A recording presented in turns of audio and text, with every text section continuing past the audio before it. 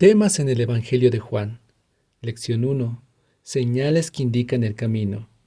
También hizo Jesús muchas otras señales, en presencia de sus discípulos, que no están escritas en este libro, pero estas fueron escritas para que ustedes crean que Jesús es el Cristo, el Hijo de Dios, y para que creyendo tengan vida por medio de él. Juan 20, 30 y 31. Empezamos un nuevo trimestre y con ello una nueva lección. En esta ocasión estudiaremos temas en el Evangelio de Juan. El Evangelio de Juan es un libro único y el estudio de esta lección también es único. Algo singular de esta lección es que el autor de la lección del trimestre anterior es coautor de la lección de este trimestre. Así que, en esta ocasión, haremos una breve introducción al libro, a la lección de este trimestre y daremos algunas acotaciones a la lección de esta semana basados en la entrevista al autor de la lección de esta semana, Thomas Shepard, y al libro El deseado de todas las gentes. Al ser escritos, ninguno de los evangelios llevaba un título o un nombre. Es más, ninguno de ellos dice explícitamente quién es su autor. Sin embargo, podemos tener ciertos indicativos de la autoría, como es el caso del libro de Lucas, que al iniciar infiere que la persona a la que va dirigida, Teófilo, conoce al autor. Para el libro de Juan tenemos muchos indicativos y testimonios de la autoría por parte del apóstol Juan, pero dentro del libro encontramos versos que nos dicen que el autor es uno que había caminado con Jesús, uno a quien Jesús amaba, uno que era tan cercano que en la última cena se recostó cerca de Jesús. Así que nosotros, al estudiar el libro, nos adentramos al estrecho círculo de aquellos que caminaron con Jesús en este mundo. El libro de Juan es muy distinto al libro de Marcos, y el estudio que haremos este trimestre también será muy distinto.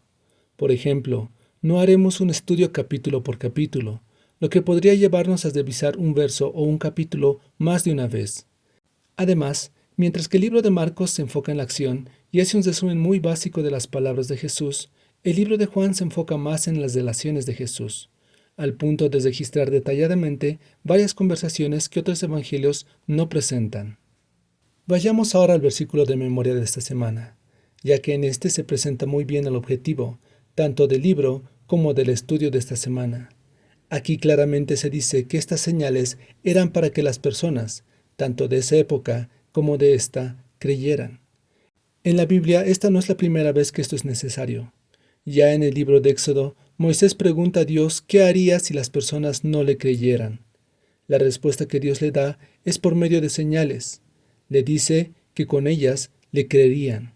Pero incluso si no le creyeren, les mostraría aún más señales. El primer milagro de Jesús genera ciertas suspicacias entre los lectores. Consideraremos rápidamente algunas de ellas. Primero, no, Jesús no fue rebelde ni descortés con su madre al llamarla mujer. De hecho, esta era una manera muy reverente en que las personas podían dirigirse a las mujeres en esa época. Segundo, cuando habla de su hora parece referirse a la hora de empezar a mostrar señales, pero como ya vimos en otras ocasiones, cuando Jesús habla de su hora se refiere a su muerte. Y tercero, en la semana ya dijimos que el vino que Jesús hizo era bueno, pero agregaremos dos razones más para pensar que no era embriagante. 1. Jesús conocía el Antiguo Testamento y lo respetaba.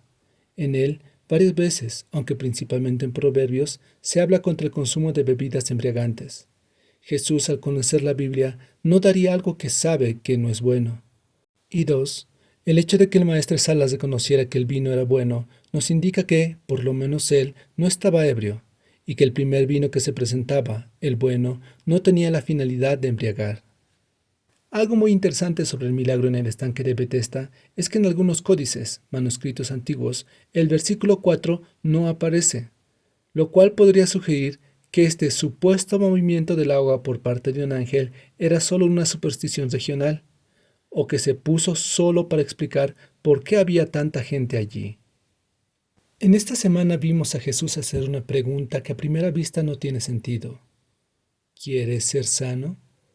Pero esta pregunta es muy importante, porque la respuesta puede variar mucho en base al tipo de persona que responde. Y en esta semana vimos a todos estos. Enfermos o personas con problemas que saben que necesitan ayuda y conociendo a Jesús, recurren a Él con absoluta confianza.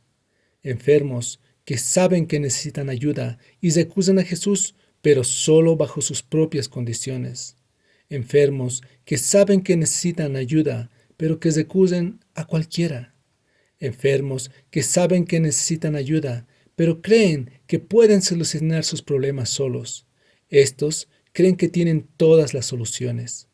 Enfermos que se han acostumbrado tanto a su enfermedad que ya no piden ayuda. Y enfermos que no saben o no creen que estén enfermos y por lo tanto no piden ayuda. Sobre este último grupo tenemos que tener mucho cuidado de no llegar a ser como ellos, porque como vimos, no basta con conocer el Evangelio, no basta con tener la doctrina correcta. Si nuestro corazón está lejos de Dios y de nuestro prójimo, tarde o temprano podríamos perdernos.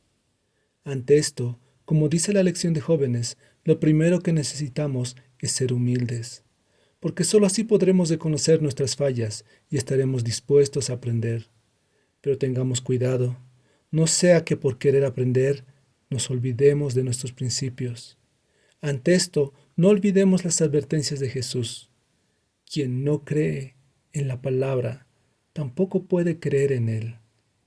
Por esto, lo que en verdad necesitamos es creer, pero creer sin dudar. Todos tenemos preguntas y es importante buscar honestamente las respuestas, porque si nos quedamos con dudas, éstas se acumularán y eventualmente nos llevarán a dejar de creer. Pero si tienes dudas, aún hay tiempo. Busca la respuesta, búscalas en las palabras de Dios. Ellas te llevarán a Jesús. Andarás con Él y junto a Él conocerás su poder. Y así, algún día, podremos vernos pronto.